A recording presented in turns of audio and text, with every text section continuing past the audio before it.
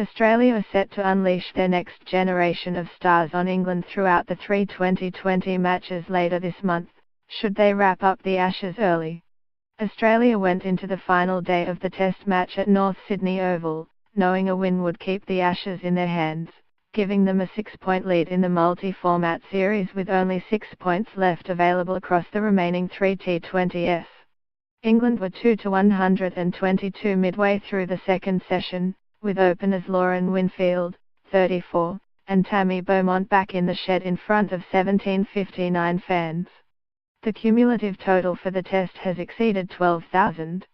The visitors were 46 runs in arrears with a draw beckoning following Elise Perry's magnificent 213 not out on Saturday, which seemed to have propelled Australia to the brink of another Ashes series victory.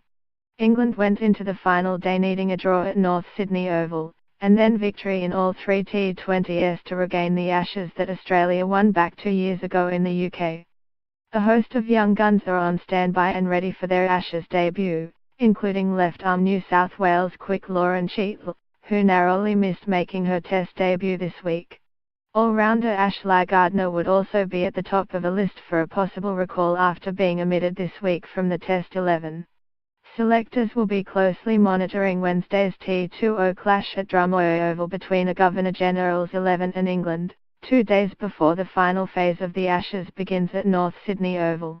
2 T20s at Manuka Oval in Canberra will follow, by which stage the series could well have entered dead rubber territory. Young New South Wales duo Michaela Hinkley and Naomi Staleberg have piqued the selectors' interest, the latter especially so after she blasted 114 against England in a tour match at Blacktown earlier this month. Victoria pair Hayley Brennan and Sophie Molyneux are potentially in the mix, so too Heather Graham, Josephine Dooley and the highly rated Erin Fazakali. Nicole Bolton will captain the Governor-General's team on Wednesday. I was really lucky in the first WNCL round to see Erin Fazakali. She loved to hit the deck and bowl a few short balls, Bolton said. The CA11 played England in a 3-day game and we saw some really good standout performances. I think we're in a really good space with our next generation of Australia cricketers. Australian debutantes Amanda Jade Wellington and Taylor McGrath are looking the most threatening of the bowlers at North Sydney Oval. Wellington dislodged Beaumont off bail with a superb leg break in the first session, reminiscent of the bowler young Shane Warne bowled to Mike Gatting in 1993. McGrath then trapped Winfield LBW when she was struck on the toe in front of the stumps. Captain Heather Knight and all-rounder George Elwys were at the crease with an hour until the dinner break, desperately trying to fend off the Australian charge which will benefit from the use of a second new ball after 9 more overs.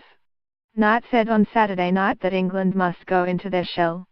"You always look to score when you bat, that's how you get your footwork going," Knight said.